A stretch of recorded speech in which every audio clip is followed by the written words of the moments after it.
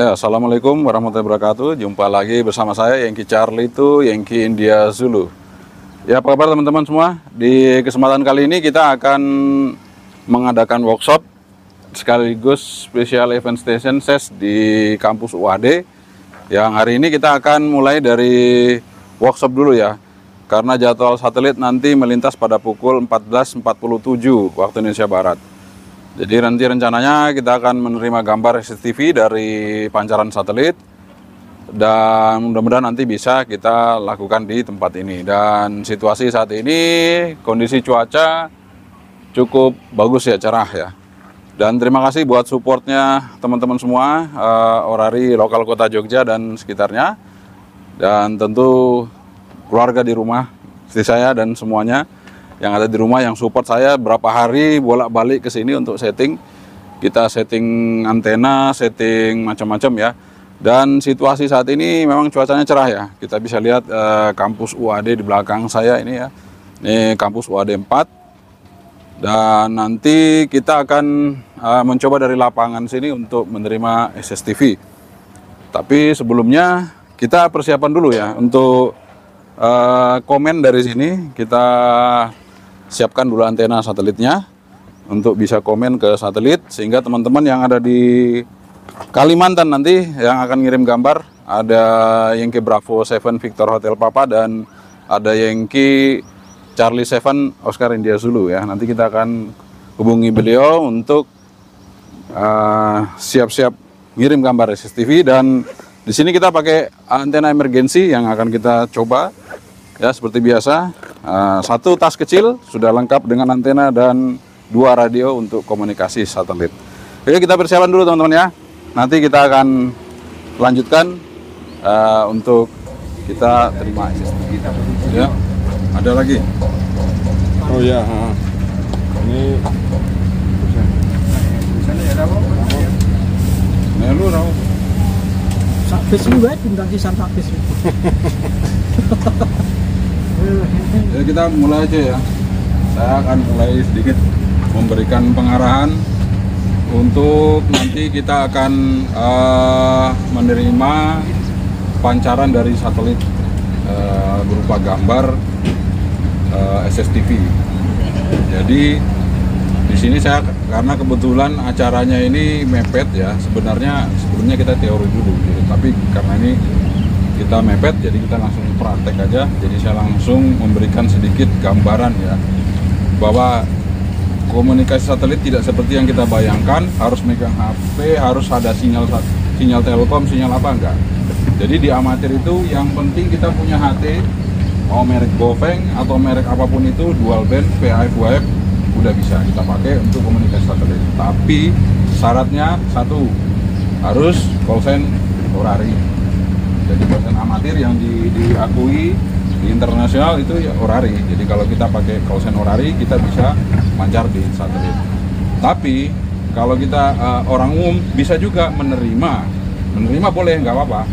Jadi kita mereceive, menerima itu boleh, sah-sah saja. Kalau kita mungkin bukan anggota amatir, boleh. Nah, contohnya saat ini nanti kita akan menerima gambar yang akan ditransmisikan dari teman-teman kita yang ada di Kalimantan. Jadi nanti dari Kalimantan transmisikan ke satelit, kita nerima di sini. Nah, kenapa saya fokus di satelit?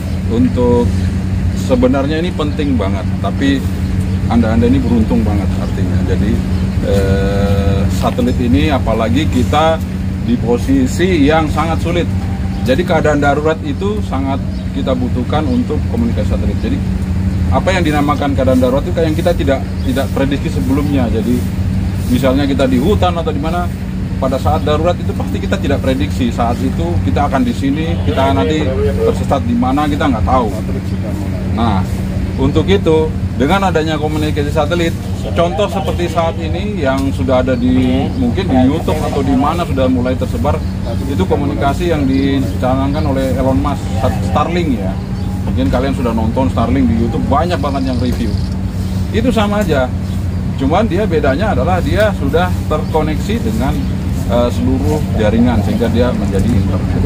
Kalau kita hanya satelit amatir. Nah, misal Ya, ini contohnya ada yang masalah kan, misal kita di hutan nih tersesat, kita nggak tahu jalan dimanapun itu berada. Nah, kita bisa manfaatkan satelit. Kalau Anda seorang amatir, Anda sudah tahu nanti jadwalnya, misalnya hari ini jam sekian lewat satelit apa kita tahu. Nanti kita komunikasi di situ, kita minta tolong, kita beritahu bahwa kita posisi ada sekitar ini. Kita meskipun nggak tahu misalnya posisinya, koordinatnya, kita bisa memberitahu sekitar kita ini apa, lingkungan kita ini ada ciri-ciri apa di posisi kita saat itu. Nah itu gunanya apa? HP udah nggak fungsi. Misalnya HT ini juga, antar HT dan HT udah terhalang bukit, udah nggak bisa. Tapi kan satelit dari atas. Jadi posisi di atas itu posisi yang line offset, melihat ke bawah semua. Jadi itunya pentingnya kita bisa mengetahui komunikasi satelit. Ketika kita posisi sudah terdesak ataupun darurat, dimanapun kita berada, di laut misalnya, mungkin ini udah nggak bisa, HP udah nggak bisa, satelit masih di atas, masih bisa. Mau di laut, mau di jurang, yang penting nggak dalam gua ya. Kalau dalam gua udah nggak bisa, apapun itu udah nggak bisa. Tapi kalau masih ada tempat yang terbuka sedikit, itu bisa. Nah itu fungsinya.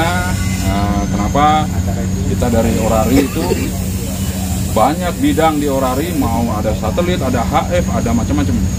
Nah, contoh Mas Diri ini fog hunting. Fog hunting itu juga sangat penting ketika misalnya ada pesawat jatuh atau apa, itu sama. Satelit juga kita sama.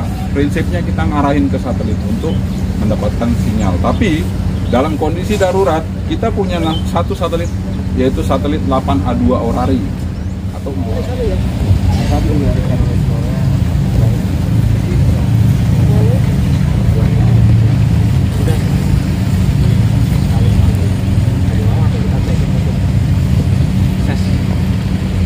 lagi ya. Masuk.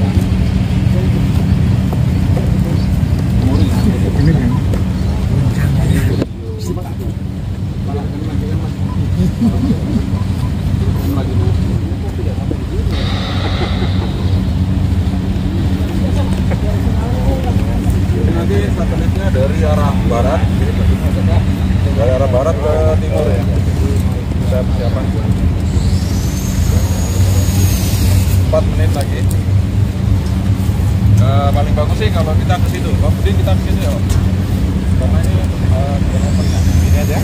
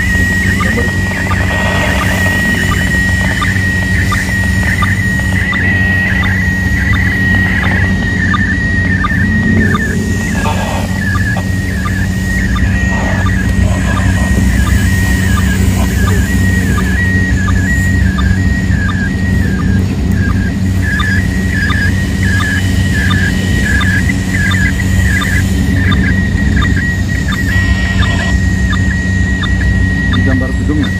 Ya, gambar itu.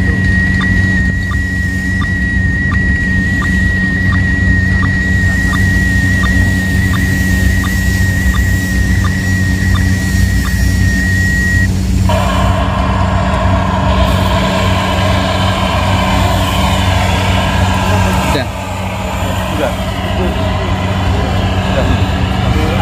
Yang bawah Pak, dari sinyalnya kurang.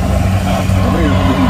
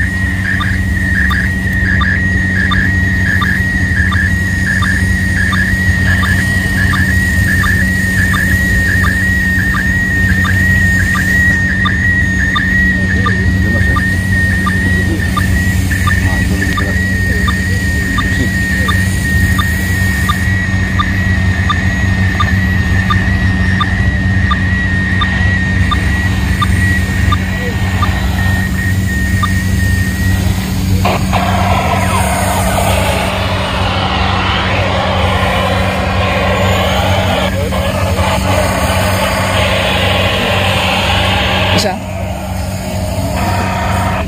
Om Amir, silakan Om Amir. Yankee Bravo 7 Victory Alpha. Oke, terima kasih sudah coba Om.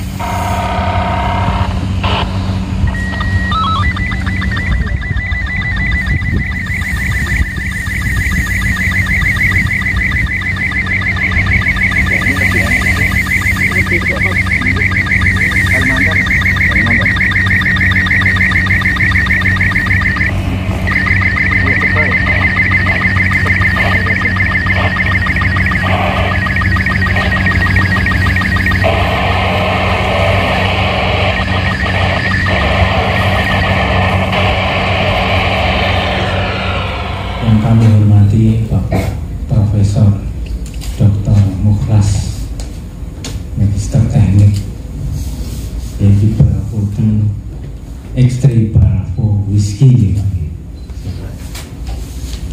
Rektor Universitas Ahmad Dahlan Yogyakarta, yang terhormat Bapak Anang Mas Duki, yang terhormat Bapak Afan, yang terhormat Ketua DPP Pak Bambang Yankee Bravo Yankee Persela, dan Bapak Nur Sihan Yankee Bravo X3 India. Alhamdulillah wassalatu wassalamu ala Rasulillah wa ala alihi wa sahbihi wa man asyhadu an la ilaha illallah wahdahu la syarikalah wa asyhadu anna Muhammadan abduhu wa rasuluhu la nabiyya ba'dahu. Saya hormati Pak Rifki Yankee Bravo X3 Papa Foxtrot, Ketua Orari Lokal Yogyakarta serta dengan jajarannya, dan bapak-bapak ibu yang ada Orari masih belum memiliki anggota ibu, masih kurang ya. Bapak dari anggota Orari yang lainnya yang tidak bisa saya sebutkan satu persatu.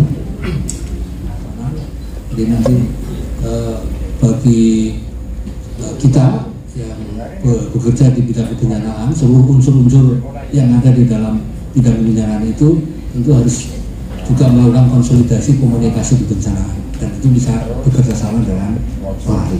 Saya kira itu yang perlu kami sampaikan.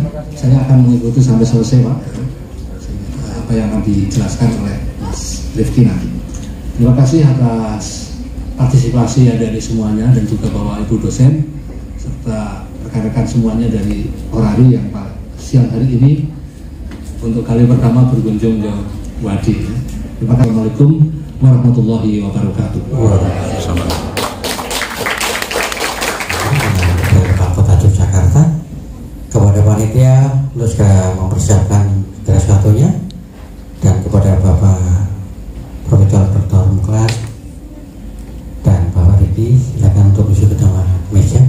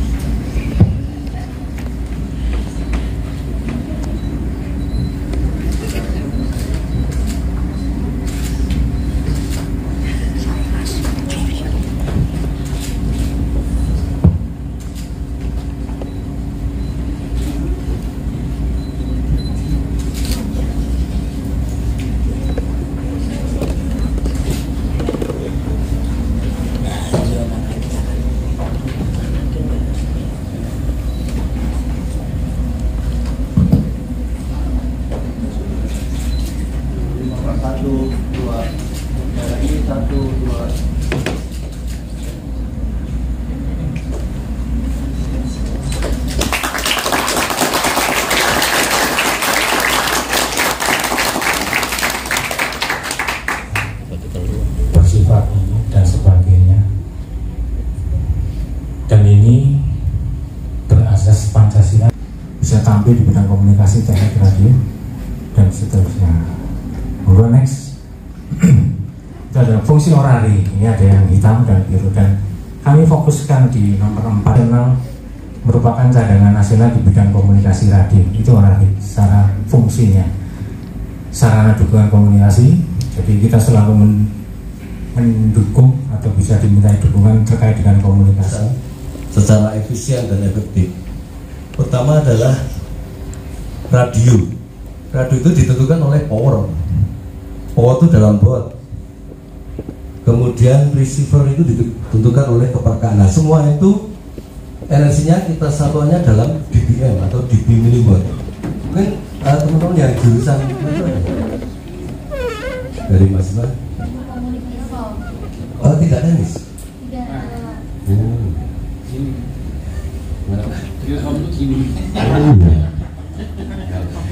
Gimana ya? Ya udah ya. Artinya bagaimana membuat suatu gelombang listrik itu menjadi gelombang elektromagnetis kita saja. Nanti berupa sinyal namanya. Nah, sinyal itu berupa carrier. Nah, sinyal atau carrier tadi itu ibaratnya analoginya adalah angkutan. Kemudian muatannya itu adalah bisa packing, Pak. Jadi bisa JNE atau JNT itu sebuah digital atau mungkin analog biasa. Kesempatan untuk sedikit menjelaskan apa tadi yang disampaikan untuk mode digital ya, digital. Jadi di sini saya akan memperkenalkan beberapa mode dan modulasi di komunikasi yang ada saat ini. Itu di situ ada modulasi adalah cara untuk mengirimkan informasi pada gelombang radio, dan mode adalah cara menggunakan modulasi untuk berkomunikasi. Jadi nanti mode-nya itu banyak.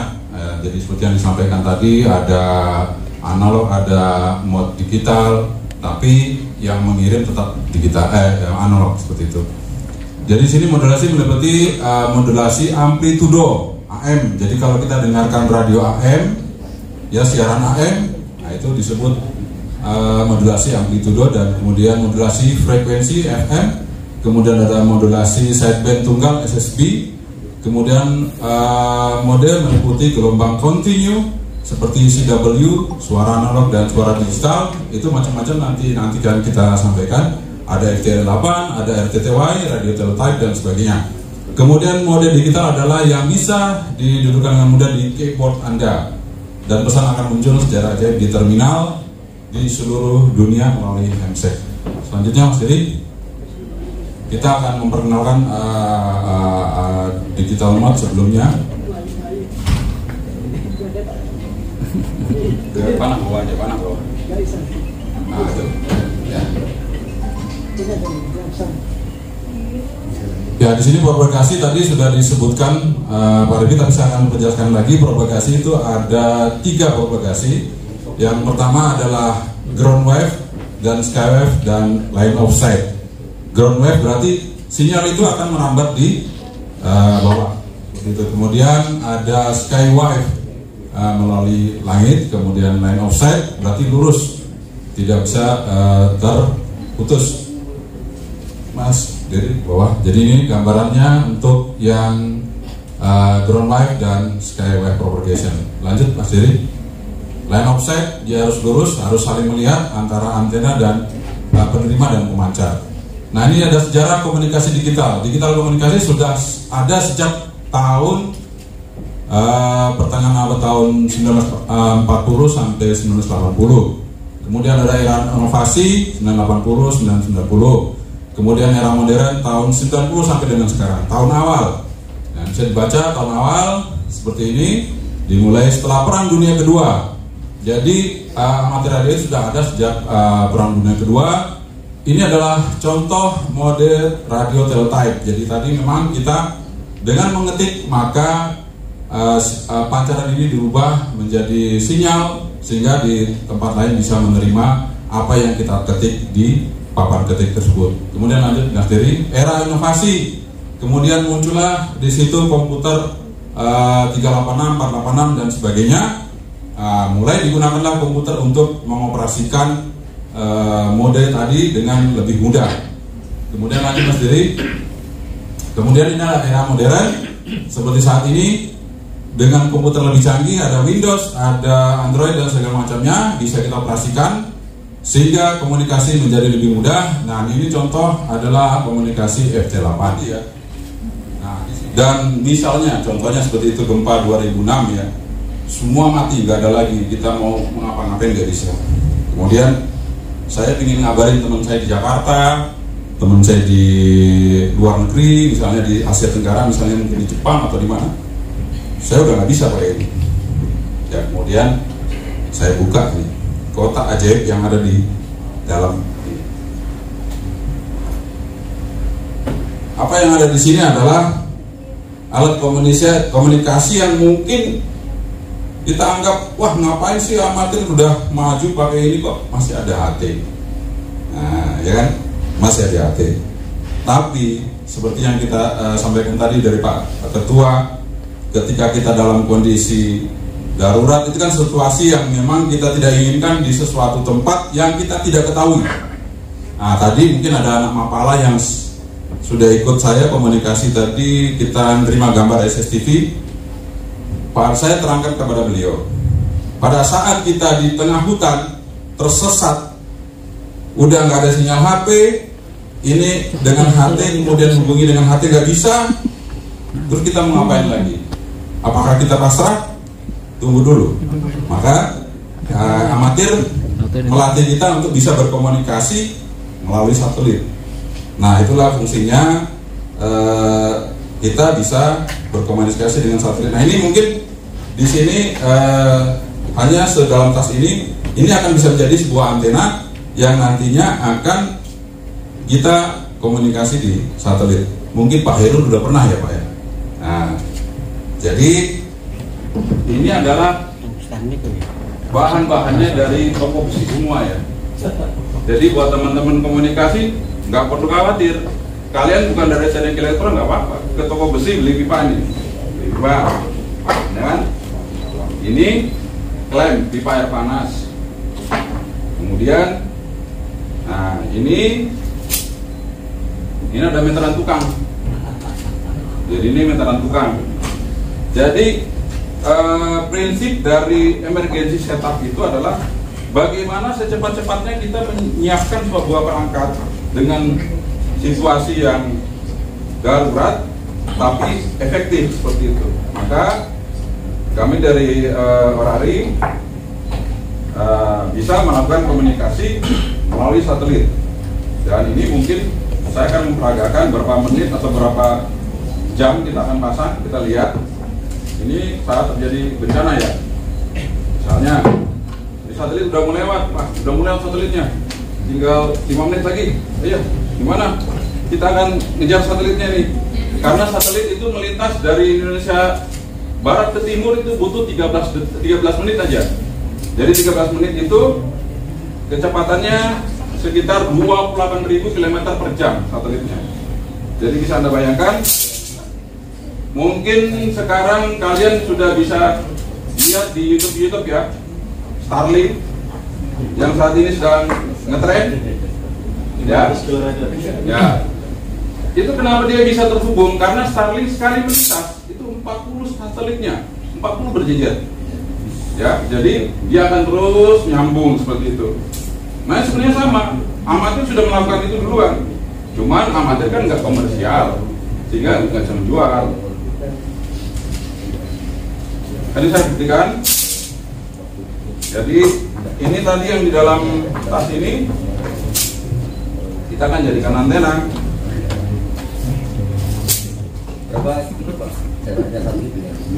Nah, satelit itu punya 3 posisi. Jadi ada satelit LEO, Low Earth Orbit, namanya LEO. Itu antara 400 sampai 700 km. Jadi kalau kita sempat dengar ISS ya, mungkin sudah pernah dengar ISS nggak? Satelit ISS, International Space Station, pernah dengar? Belum pernah dengar? Masa belum pernah dengar?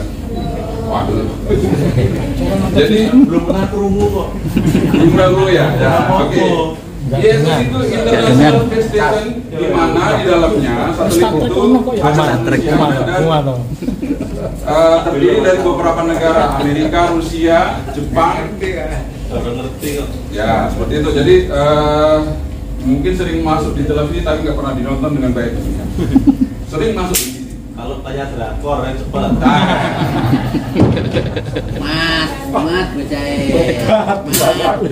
Mahasiswa nih. Oke, jadi ini saya sengaja buat seperti ini karena apa?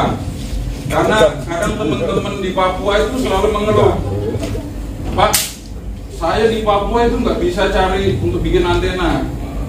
Saya mau bikin antena susah di Papua. Terus saya cuma bilang, di Papua ada toko besi nggak? Ada.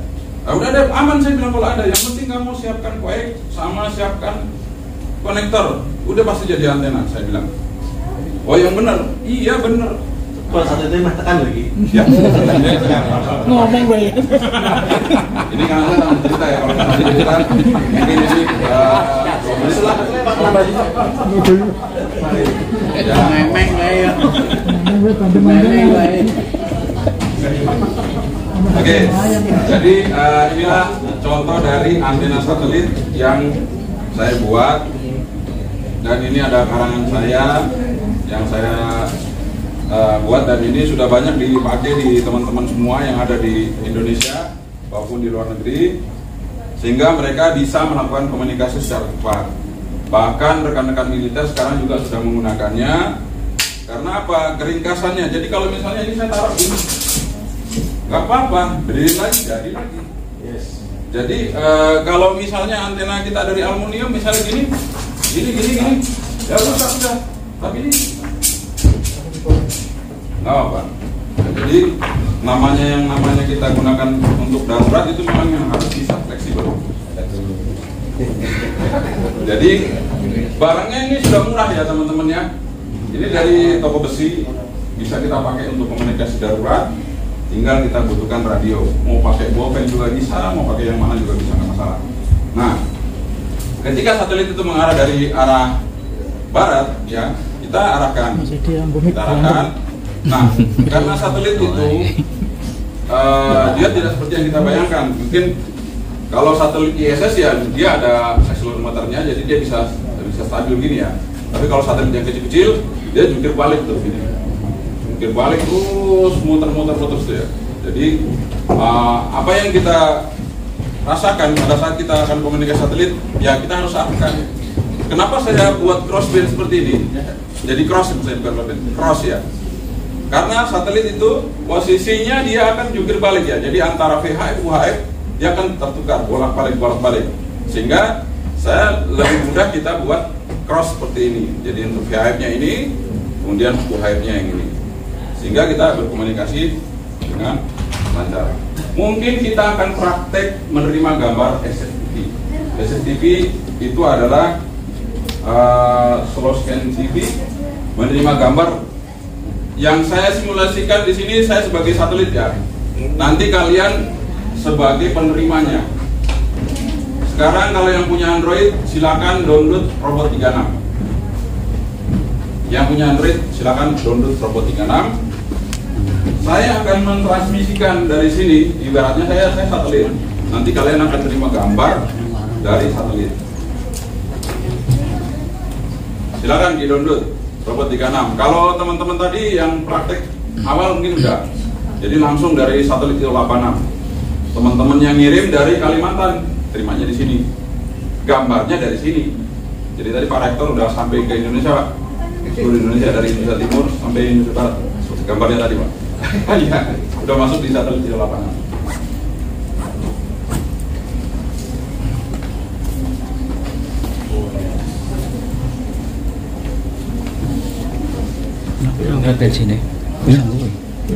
Frekuensinya di 1415. 550 Ini dipindah aja, tak pencet ke.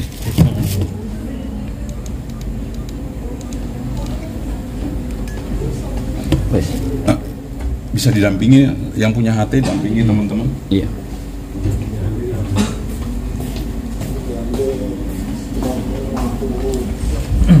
Mungkin teman-teman amatir yang ada HT di setting di frekuensi 144.150. Kita akan simulasi mengirim gambar. Ini ibaratnya kita dari lokasi yang sulit, misalnya kita dalam hutan atau mungkin dalam bekuan yang misalnya seperti itu, yang kalau kemana-mana kita nggak bisa, tapi ke atas masih bisa. Jadi ini prinsip kerja Starlink kan seperti itu. Starlink itu dia nyari tempat yang terbuka. Ya tempat terbuka, kemudian dia memancarnya itu karena satelitnya banyak. Kemudian Elon Musk sendiri mempunyai roket sendiri. Jadi dia bisa meluncurkan satelitnya semaunya dia berapa jumlahnya. Sehingga dari situ dia bisa menjual yang pertamanya sekarang itu, yang pertama muncul itu sekitar 8 juta atau berapa, sekarang itu 4 juta. Tapi ada tapinya, ya namanya satelit itu pasti ada kelemahannya juga ya, karena satelit Starlink itu sekitar 400 kilo ketinggiannya, rendah sekali. 400-500 sekitar itu, jadi rendah sekali, sehingga rawan akan tabrakan di atas juga dengan satelit yang lain. Mungkin sudah ya diinstal? Sudah ya? Oke. Buat teman-teman yang ada HT, silakan ke rekan-rekan mahasiswa, nanti didekatkan HT-nya dengan HP kalian. Jadi HT ini akan mengeluarkan suara dan dia akan HP kita akan mendekod suara apa itu yang terkirim dari saya, akan merubah suara itu menjadi gambar.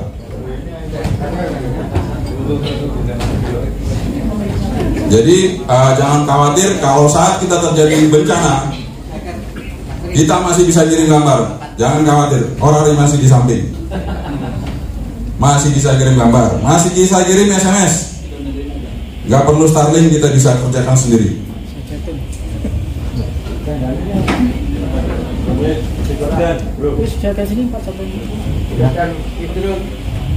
Udah siap, kita akan transmisi ya. Nanti rekan saya Dery juga akan merisip dan dia akan nampilkan di atas ini untuk gambarnya.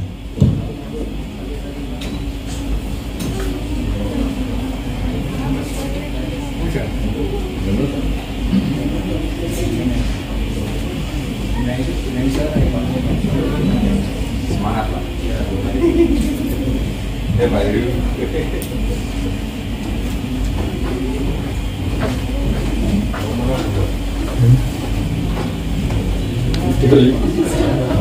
Saatnya ya. Halo.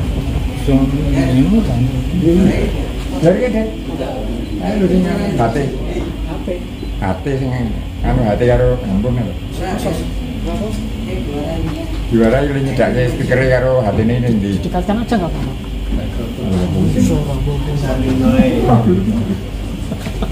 Oh, nakal.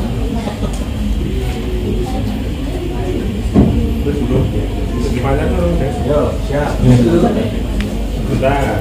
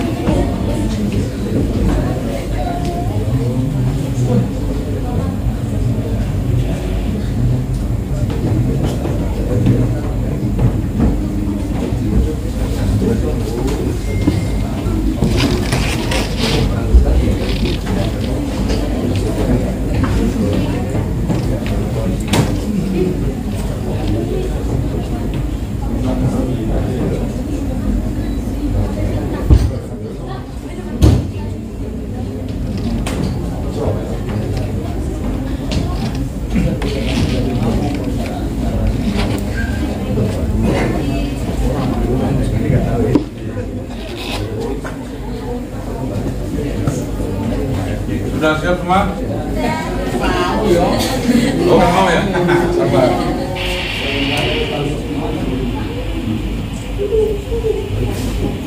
Oke, kita siap-siap. Foto naik.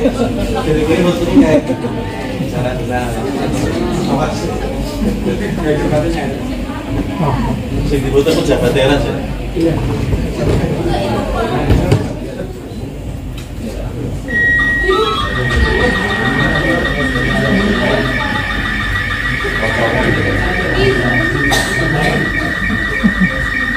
Nomor deh.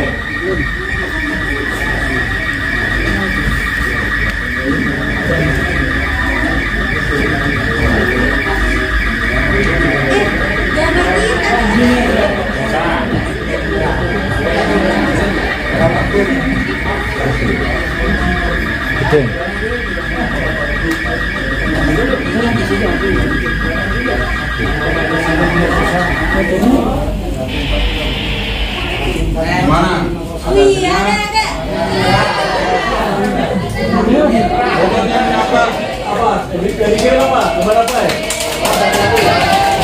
Ya, gambarnya siapa? Jelas ya. Ini ibaratnya saya ada di Papua tadi, tapi kan karena saya nggak bisa langsung terbang ke sana, jadi saya ngirim dari sini aja. Jadi ini simulasi. Jadi gambarnya jernih nggak tadi? Kelihatan nggak?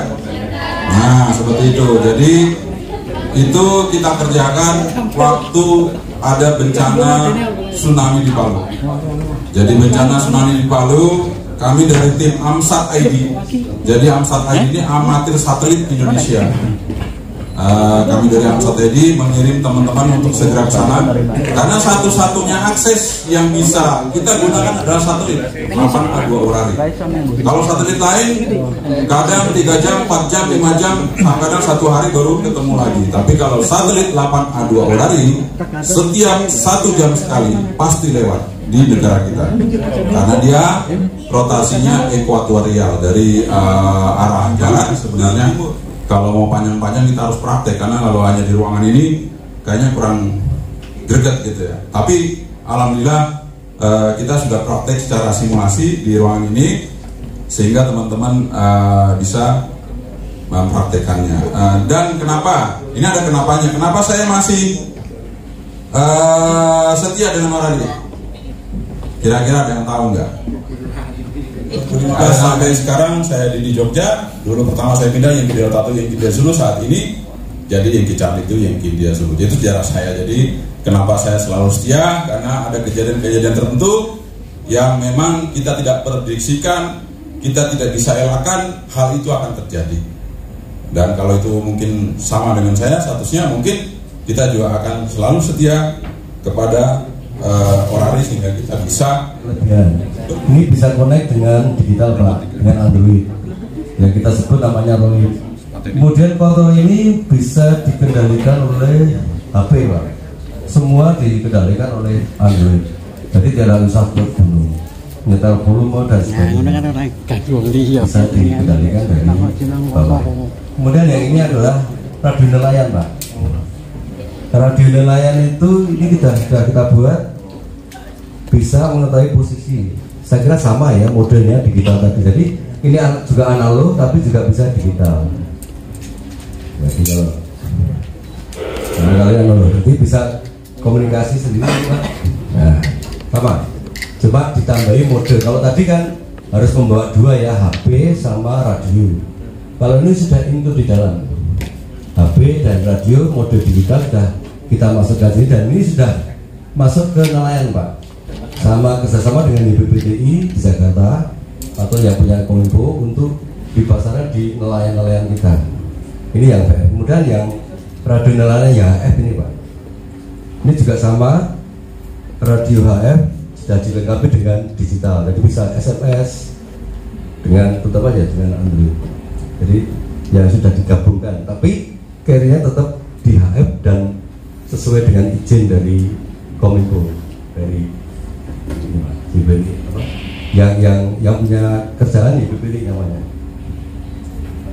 Kalau ini rekayasa, jadi kita seorang amatir kan harus mengetahui elektronomi loh Pak. Nah, ini pengiritan misalnya, kita ambil radio-radio yang udah rusak-rusak, kita gabung, kita bangun kembali, jadinya seperti ini, gitu Pak. Kemudian ini awas, ini modifikasi juga BHF. Mungkin masuk gas sudah Pak. Oke, saya kira itu dulu Pak. Yes.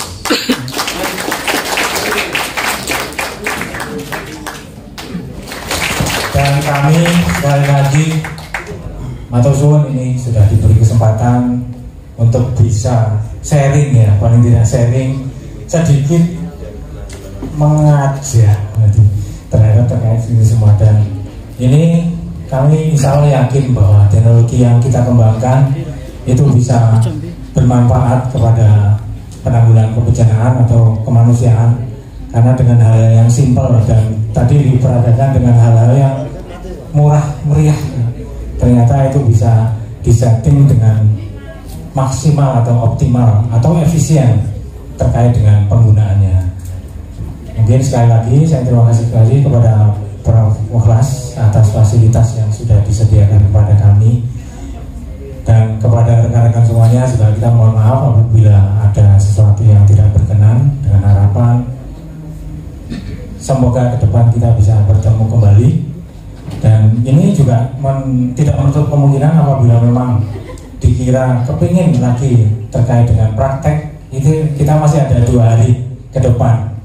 Jadi kami berharap rekan-rekan bisa hadir melihat sebenarnya apa sih aplikasi terhadap ini semua dalam kaitannya adalah telekomunikasi kepada rekan-rekan yang non jauh di sana. Tentunya tanpa pulsa, free. Jadi tidak ada tempat yang blank spot bagi amatir radio. Terima kasih. Wabillahi taufiq wal hidayah. Wassalamualaikum warahmatullahi wabarakatuh. Oke, terima kasih kepada kedatangan dari tim OLY Orario Kota Jakarta pemahaman dan diskusinya. Sekali lagi kami berikan aplaus untuk teman-teman anggota Amatir Radio. Silakan, Oke, dengan selesainya pemaparan ini maka kegiatan workshop pada hari ini kami akhiri, dan kami sampaikan kepada setelah workshop akan mendapatkan elektronik sertifikat. Nanti bisa diunduh di amatir.id. Nanti teman-teman yang ikut pada sore hari ini akan mendapatkan sertifikat dari Orario Kota Jakarta.